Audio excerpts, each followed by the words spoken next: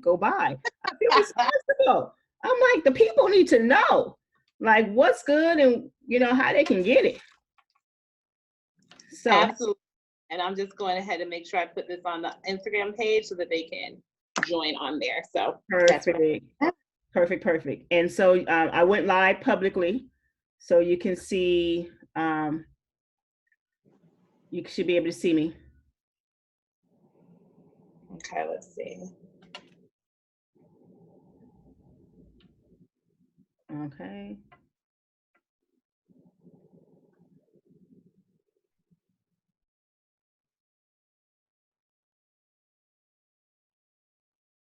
Perfect. I see us both, and that way I can see the comments as they come in.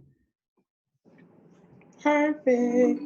Yes, thank you. Sorry, and Jamila, thank you. That's why we got the teachers on the line and the wisdom that say, girl, just go back to what you know. Okay. So, Unika, let's start back from the beginning. Let's talk about who you are and how you came to sex therapy. Okay. So I'm Unika Nelson. Been doing therapy for about since 2012 was when I first started. And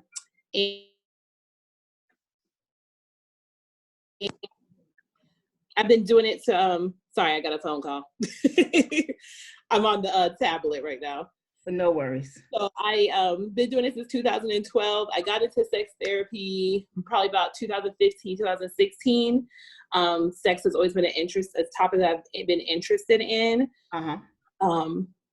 Not just because I enjoy having it, but also because I always feel like people present different. They have themselves that they present to everybody else, and they have their sexual selves. And that part has always intrigued me. Okay. And my overarching goal is to help women, especially women of color, be able to be confident in their sexual selves and embrace their sexuality. Okay. And then I also want to do couple work as well, helping them with positive sex communication, things of that. So that's how I got into it. Yeah. Okay. I love it. So one of the things that we were talking about is there a healthy attitude towards sex? And yes, so that there definitely is. And so one of the things I think we talked about earlier was just looking at having a healthy attitude, meaning not to be judgmental of other people. Yes. Not to be judgmental of yourself, not to judge yourself for the things that you want to do. Also having that confidence to talk about it. You're having sex, so have the confidence to talk about it. Being safe when you're having sex, protecting yourself and others. You have a responsibility to do that. And then the negative part of it is doing things that don't feel good to you, doing things that don't feel good to you, that you're not comfortable with, for the sake of making somebody else comfortable and making somebody else happy. You have to find that balance. Okay. And so we talked about also introducing something new, because sometimes the unknown is a fear because you don't know, but you want to try something new. How can couples venture out? So one of the things I was suggested earlier definitely is that goes back to that positive sex communication. And one of the things is exploring with your partner, like taking a trip to the sex store, having them go with you, asking them, hey, what do you think about this? Like I use the example of anal play. If you want to try anal play, you want to use anal beads, you want to use anal plugs, things of that nature, walking them past that and being like, hey, what do you think about that? Like, is that something you'd be interested in, like using on me? How do you feel about that? Also talked about pornography and how it's a helpful and can be an unhealthy tool if you, because of the fact that sometimes it causes unrealistic expectations. Okay. And so, not pushing yourself to be that, because sex is clearly, as we know, is not that perfect, right? Stuff happens. Fluids happen, stuff happens, things happen. So, not putting that unrealistic expectation on yourself. Woo! Okay, so take a field trip with your mate. And let's talk about social distancing in this field trip. Like, can you social distance and take a field trip with someone you're interested in? How can you get creative doing this? Absolutely. Like I was telling you earlier, like literally, like I did not know that stores were an essential business because I Wow. went a couple of weeks ago and I bought a new bullet because my Wow. bullet put it on me after 2 years. It was so sad. Uh, so sad. So I went and got a new bullet. Bullets are a great investment, I think so.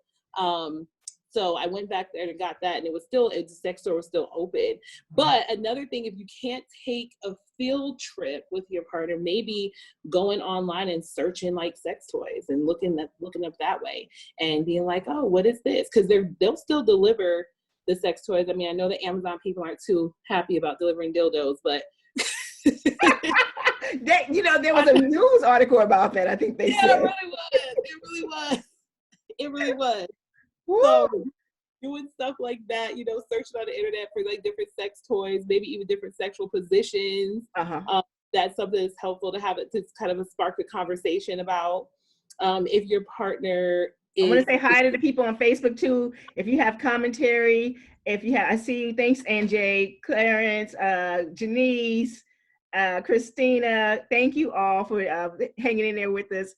This is an exciting topic because, again, I'm going to say it for the third time because I am still like amazed that we're hooking up in this pandemic or are hooking up in this pandemic that they were not already engaged with. And I know you mentioned before something about like a rapport you may already have, like exes showing up, like, hey, yeah. woo. So, I mean, but now let's say that, post COVID-19, and you're like, okay, what kind of things should you keep in mind? And how do you know if you need a sex therapist? That's a very good question. And you're saying how do you keep things in mind post COVID, being in a relationship or being single? Being both. Let's start with being single, because that's what I'm happy. I'm single.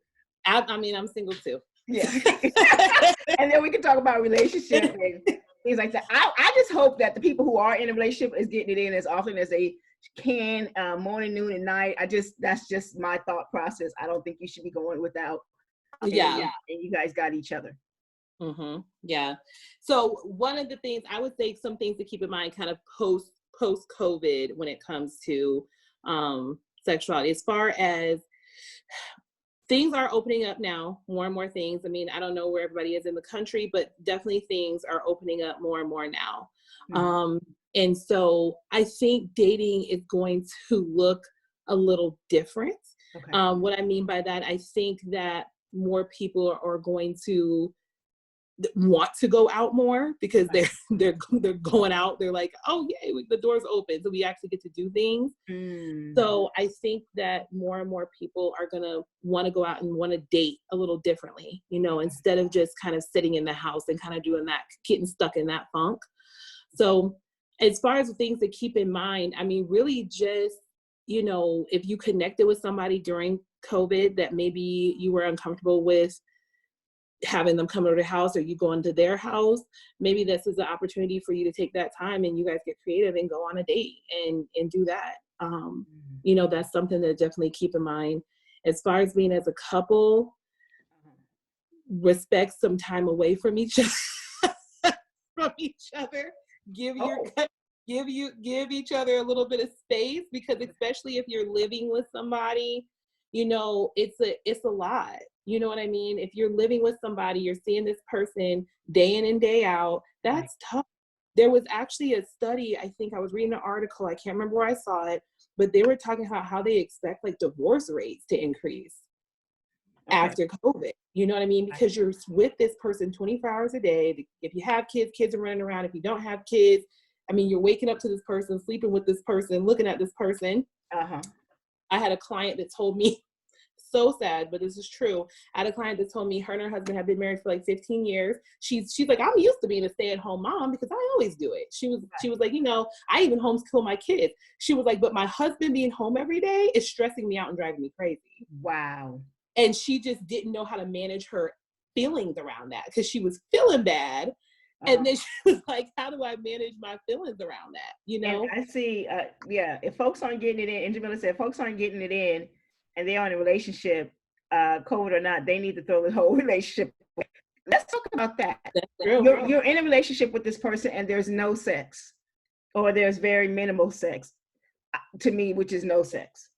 Let's talk about that. Like, do you see couples for that, like to cure that problem, or is it even addressed? Yeah.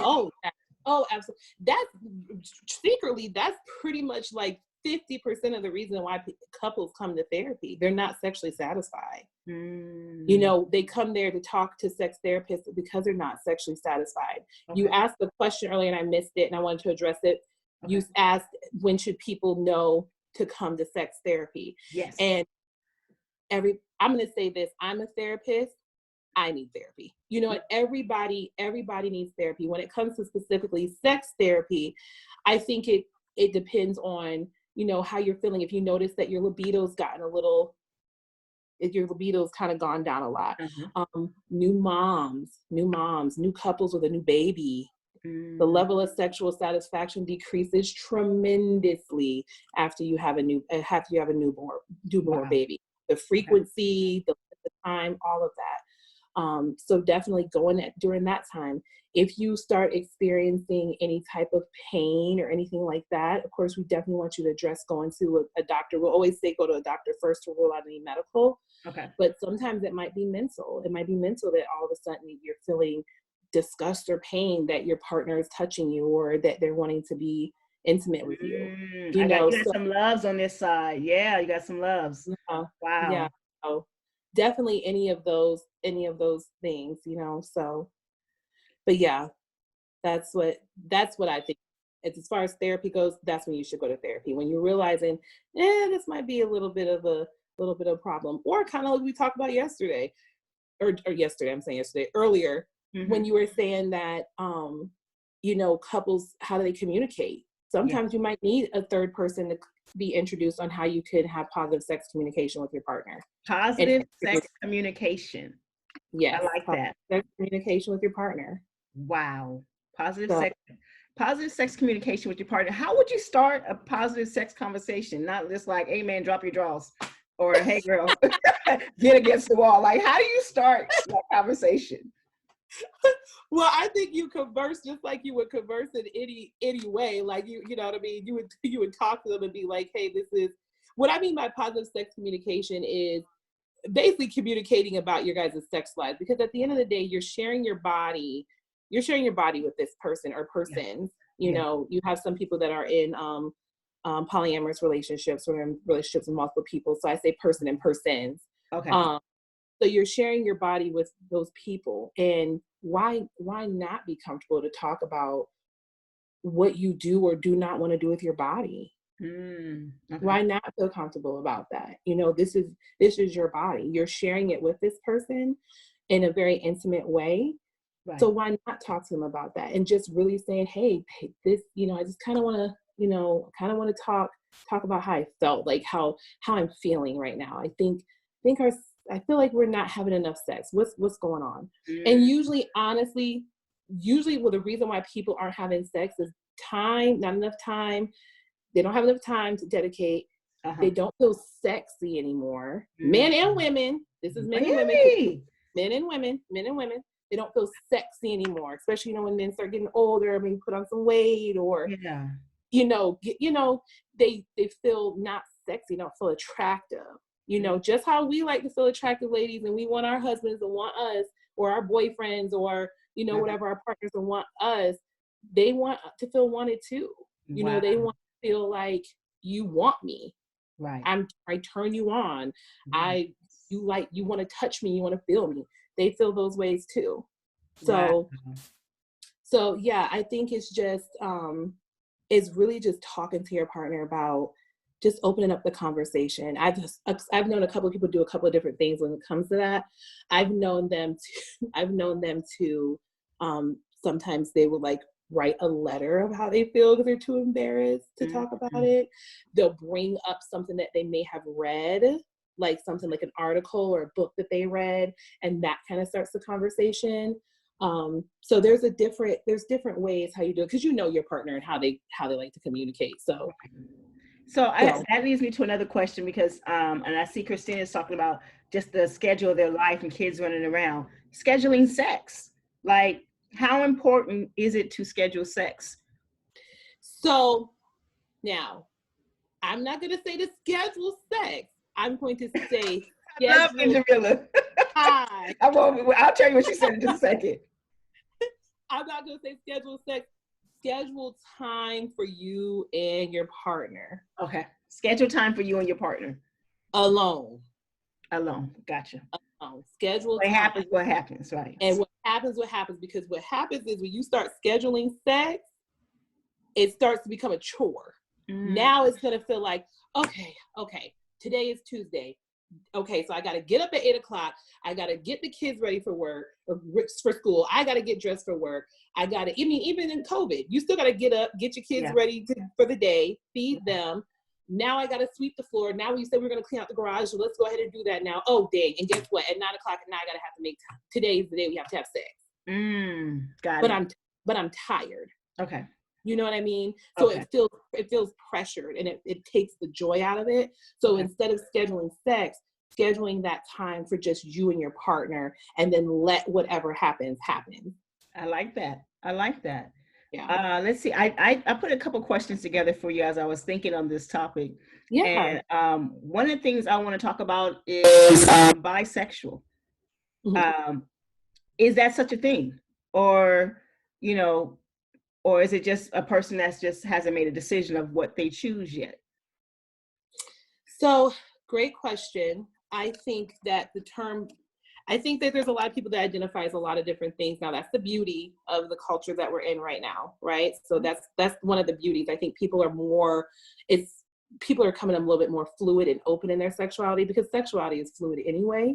Right. Sex is fluid anyway. And so I think people are starting to become a little bit more accepting of different identities. So as far as bisexuality, I think women have always kind of had, I don't want to say the upper hand, but there's always been a supportive bias more towards women with being bisexual versus with men being bisexual, right? Right. Because with a woman, they'll come up, and if a woman's bisexual or has sex with women, then they'll say, "Oh, that's, you're a girl, so that's that's fine."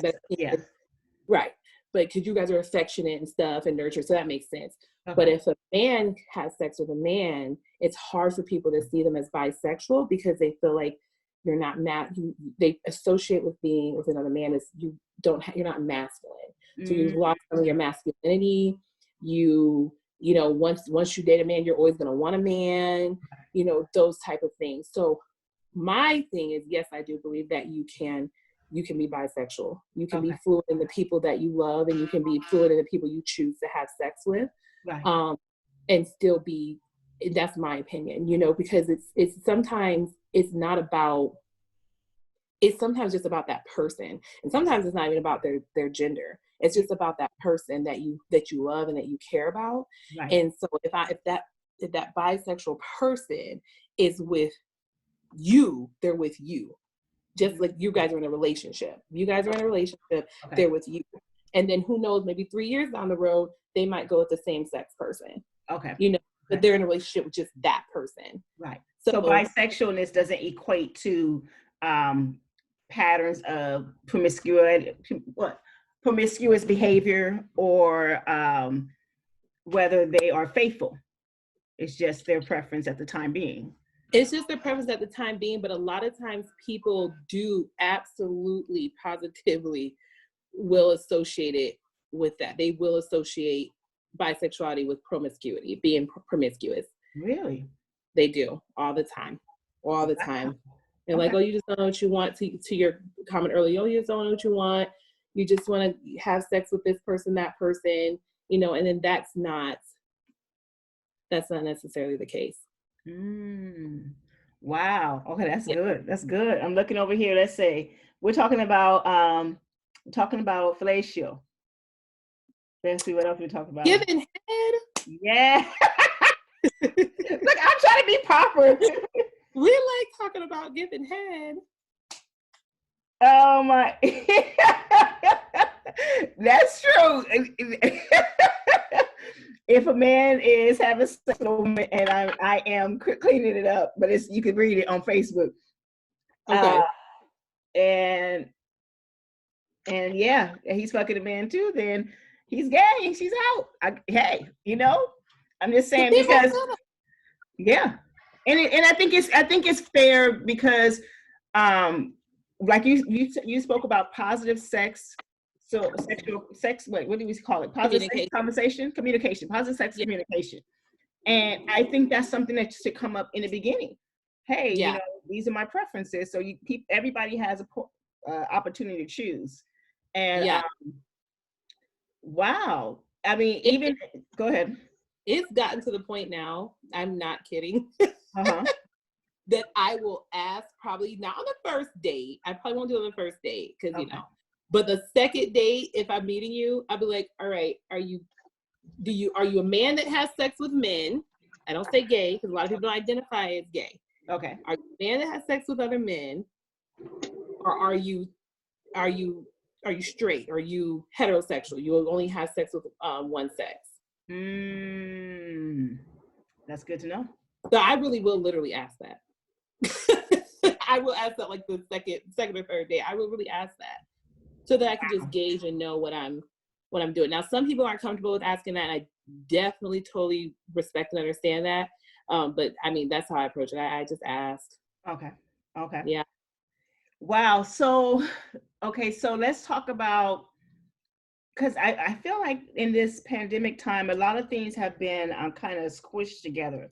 Like maybe decisions are not so drawn out as we used to have before, like say the 90-day rule, say, sex on the first date and things like that. What are your thoughts behind the transitions that we may find ourselves in when it comes to dating and the topic of sex, whether it's not being so taboo anymore?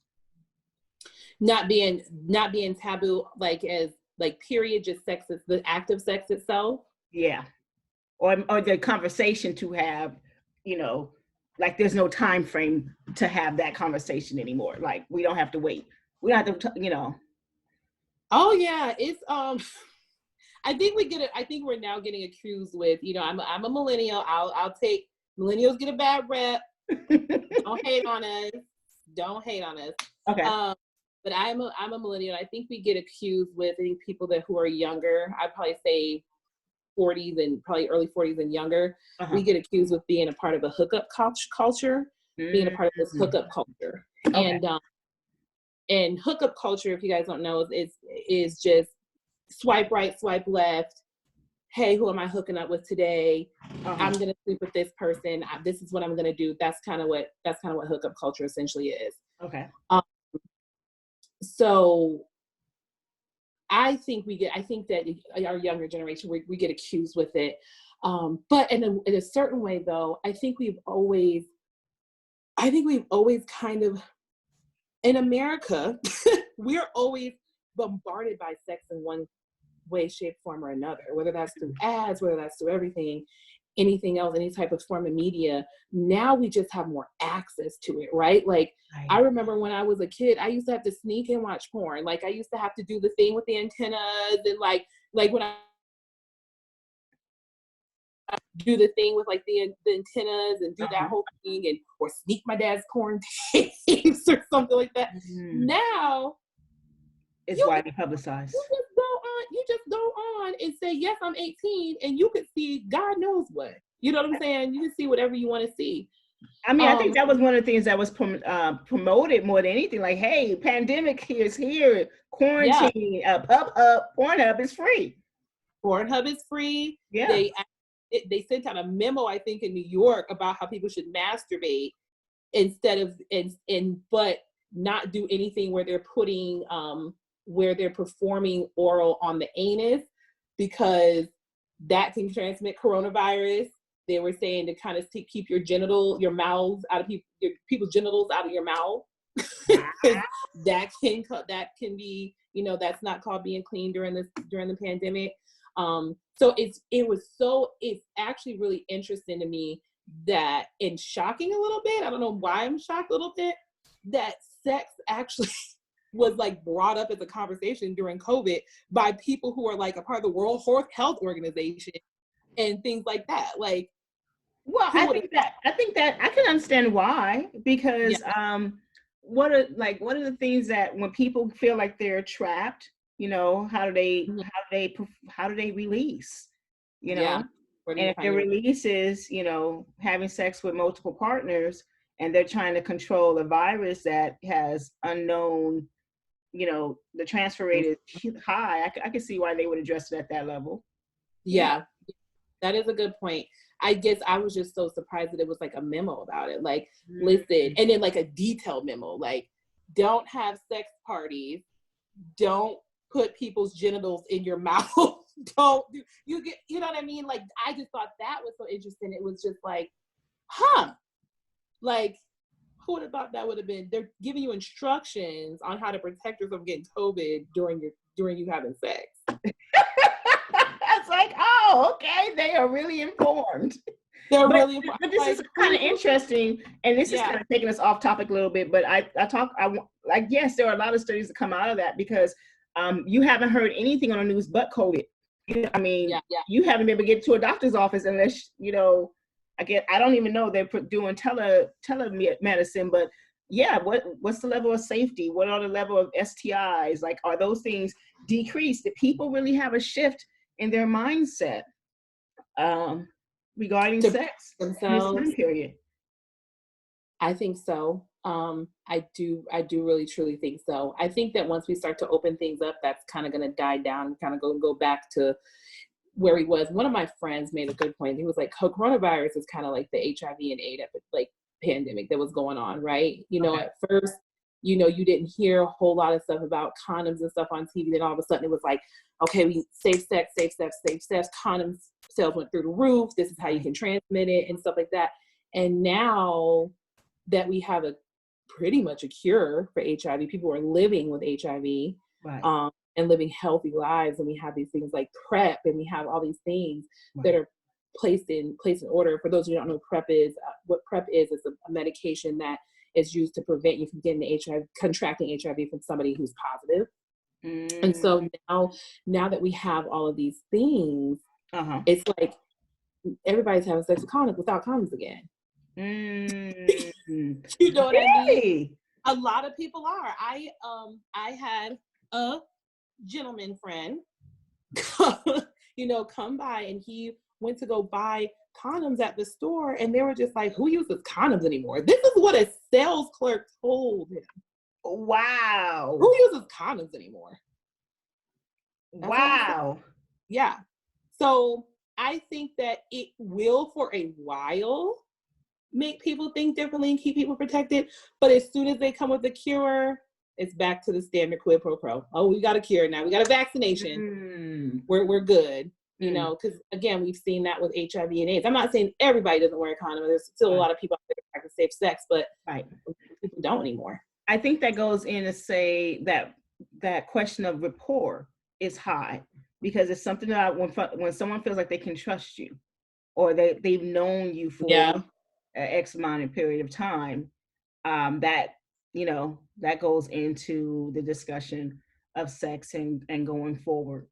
Let's see. If we have to wear a mask while people are around, then clearly fucking someone, oral sex or sex would be a clear exposure. That's common sense.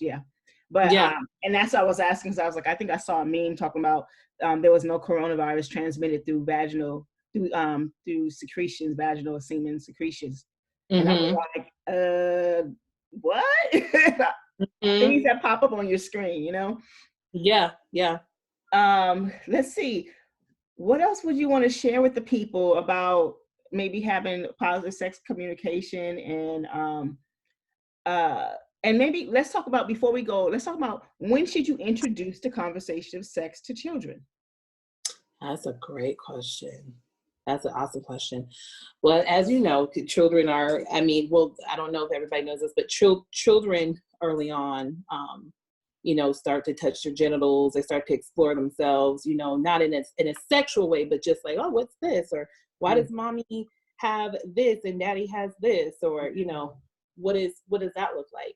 And so I would say early on to just basically talk to your children about appropriate, like what is socially appropriate for as far as like exposing their genitals, things like that. Because a lot of times, little kids will just pull out their little winky and or get that, little kid, so having that conversation of, hey, this is not appropriate and this is appropriate. So it kind of starts even just right there, probably I'd say ages maybe 3, 4, somewhere in that area. It kind of even starts right there, just with that. And that's usually also when you'll also see a lot of parents start to then cover themselves in a different way.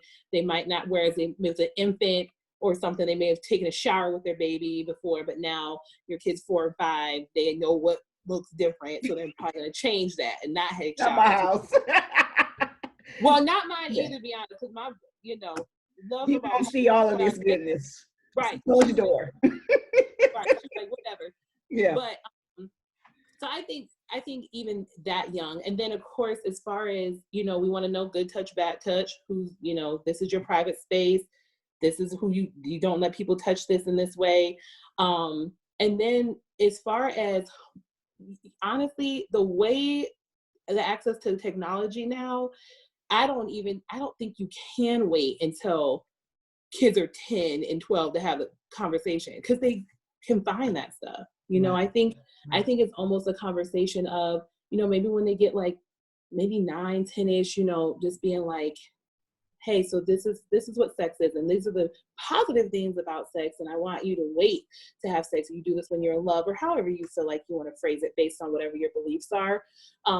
But just having that conversation so they can know the difference between, going back to what we talked about, the negative perception of sexuality and the positive perceptions of sexuality. Yes. So making sure they can differentiate between those two things, that's a good thing, and having that conversation with them and being open with them. Okay. Well, let's see. Is there anything else that I wanted to? Well, let's tell the people where they can find you and the things that you specialize in outside of what we're just talking about right now. Yeah, absolutely. Somebody had asked a question about sex over 60. Ooh, that's good. Somebody asked a question. She didn't necessarily ask a question, but I think that she was just because I'm on my Facebook Live as well. Awesome. But I think she was just like, are we talking about sex over 60? So I don't know. Let's talk about it. We got some people over 60 online. Let's do it. Oh, awesome.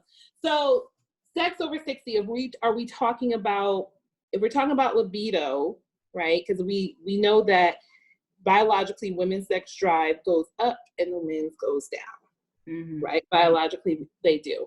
And so if we're talking about now, if you're having sex with another 60-year-old versus you might be having sex with a 30-year-old,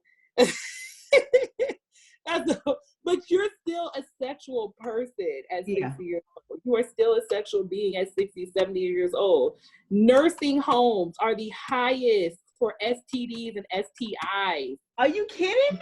Nursing homes.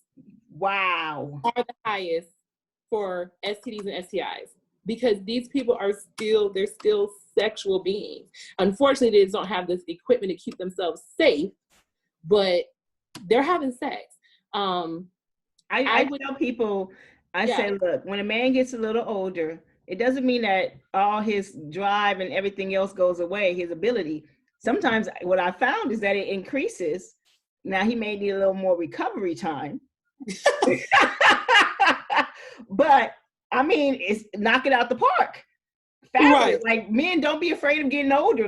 You learned a lot, but you just need a few more moments of sleep. A little bit more. I won't tell the secret. A friend of mine told me, stack your refrigerator. Maybe I should tell it with some more. But so I mean, it doesn't, and like you're basically saying, sex does not go away just because you age. Now, and listen, I will also put this note in: sex starts before the actual act of sex.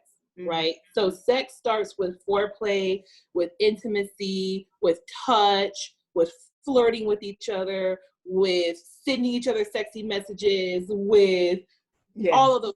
Sex starts with massages, whatever. Sex starts before the actual penetration of whatever. Mm. And that's one So thing I think, as the older you get, you learn how to do that. absolutely. An older man knows how to tune in to a younger woman. That's why, like, I think somebody said it, I think it was Angela before, like, you got to be aware of young men are talking to you when you're 20 years old. These older men are talking to you when you're 27. They're very skilled. You're going to Yeah. get, you're going to be, let me They just might stop. You be trying to figure out how your head was behind, your leg was behind your ear. And you didn't know. Like, you was just going for some ice cream. Don't get bamboozled. Don't get bamboozled. He owed. Absolutely. Yeah, the older, and Wanda's saying, the older you are, the better it gets. Let's talk about self-care. Do you guys talk, when I want to say self-care, meaning like care for your genitals, care for your body, things like that. Ladies, please look at your vagina. It's yours. It's okay. Look at your coochie. It's okay. It's okay. And I say that because I was overwhelmingly surprised of how many women of all ages, especially the younger women who are allegedly out here hooking up and doing all this stuff, have not seen their vagina. They don't look at, have not sat and opened their legs and kind of like looked and saw like, oh, what is this? What is that? Da, da, da, da. What's going on? Wow. How often would you suggest something like that? I honestly, if I'm being honest, for myself, I probably look at myself probably like once a week. I especially would do it like after a cycle, after my cycle or something like that. But I would say, do it at your leisure. I don't think there's any necessarily like a time to do so, but definitely look at your vagina. Okay. Love on your vagina. You gotta take care of it, to your point. If you like equality, what about for the men and their penis? Absolutely. And their scrotum? Now, I may be a little bit biased to say this statement. I feel like men look at their penis a lot. Maybe I'm biased. Maybe not. Even just from the way that they urinate, they have to stand or they can sit, however, but I feel like look at a lot. But yes, man, look at your penis, because another thing too is you also want to take care of your penis. This is your body, right? And if you're saying that you're going to insert this into somebody, and women, if you're saying that you're going to allow something to penetrate you, you want to make sure that you take care of your space. You want to make sure you take care of your space. So yeah, look at your penis, look at your body parts. If something feels funky, take a look at it, see what it is, see what's going on. That goes back to positive sex communication. If your man needs to change his diet, she needs to change her diet. Make sure you communicate that with your mate. You are absolutely right, because I will say it does make a difference. Your diet, you would be so amazed as how your diet and even working out and stuff like that really makes a difference in your sexual life. Some people will argue and say that they may have a better sexual life when they exercise because they're not out of energy, they're more flexible, they're able to do those things. So I know that I can say that to me. I can attest that to me. I started weightlifting and I was weightlifting like 150 squatting. And I was like, oh, I could stay in the reverse cowgirl position for 10, 15 minutes without getting out of breath. Cramping up, you know what I'm saying? So it is important, not just for sex, but just to take care of yourself. And like you said, if something you need to change your diet, do that, because your secretions come, and vaginal secretions will take on the smell and taste of some food. Yeah. So, and we know that just from asparagus, that even you eat a lot of asparagus, your urine smells bad. Yeah. So it does change the smell and the taste, if that's what you're into, the smell and your taste of your secretions and your cum. Wow. So Unika, tell people where they can find you. Yeah, absolutely. So you guys can find me on Sexuality is a Journey on Instagram. So Sexuality is a Journey, it'll be sexuality_is_a journey. So usually if you just do sexuality_, it'll pop right up. So I haven't been doing a lot, obviously, because of COVID, so I haven't been doing like a lot of speeches and talks, but I am locally here in Atlanta, Georgia at the time. So I do speaks and talks and stuff like that. You know, I try to do those a couple of times a year. I love so it. So yeah. positive sex communication. Let's do, what else did we say? Take a field trip with your mate to the store to introduce something new into your bedroom. Exciting. Look at your vagina, ladies. Take that mirror, get in a position and explore. Don't wait for your gynecologist. Let's see, what else did we talk about? Oh, safety first. Safety first, making sure that you only do what you're comfortable in doing. And is there any parting words you want to give the people coming out of the pandemic? Some of us, I do the same. When I go to the bathroom, I wipe and I smell. Like, okay, what's going on? You know, how things are different. Yeah. I noticed my body started changing probably around my late 30s. I remember my scent changed after my first child. I was like, hey, but it was just a change in my scent. And then, you know, it changed again when I had my second baby. And it's just like, you have to be comfortable with yourself, you know, and before you talk to your mate or something like that. Yeah. I think I want to just talk again to the people coming out of quarantine, that the ones that are actually in relationships, the ones that have a bae or a boo, and then the ones that don't have nothing but looking. Talk to them. So those of you guys are coming out of quarantine and you are living with your partner, married, you know, those sort of things, take some time to get some separateness in there, because y'all have been together for a long time. Take some time to do some self-care on your own, you know, whether that's going to the gym, going for a walk by yourself, going to the spa, you know, whatever you're comfortable with, catching a movie by yourself, you know, take some time to just do a little bit on your own. For those who have a boo or a bae, this is now a good time. I'm sure possibly when you guys were in quarantine, you guys were probably creative. I've seen people do, you know, where they did a virtual date where they were on like a Skype situation and the guy delivered Uber Eats to her house and they were eating the same thing. Like they were eating the same type of food and they were watching the same type of movie. So coming out of the quarantine, keeping that creativity up, you know, and because, you know, who knows when this is going to end and when we have to go back. Right. Right. That part. Right. So keeping the being creative up, coming up with new ideas and new ways to, you know, spend time with each other. For those of us who are single, and coming out of quarantine, this is now a time for you to continue your self-care, and then also take a chance with dating and see what that will look like. No pressure, just take a chance with dating and see what that looks like if that's what you're looking to do. Taking a chance with that, getting out there, putting yourself out there in a different way, you know. Wow. Unika, it has been fabulous speaking with you and sharing your knowledge and your fun and laughter with people. And I just want to say thank you. Thank you again. This is recorded, so this will be posted in the snippet in the full version very soon. And so I'll send it to Unika, and you'll also find it on the YouTube channel, Compassion, all caps, in action. So compassion is regular sentence case, and then in action is all caps. And you'll find a snippet on both Facebook and on Instagram. Thank you for sharing time with us. Remember to practice safe sex and do what you're comfortable with. And I'm going to say, get creative. Get creative. Thank you, Unika.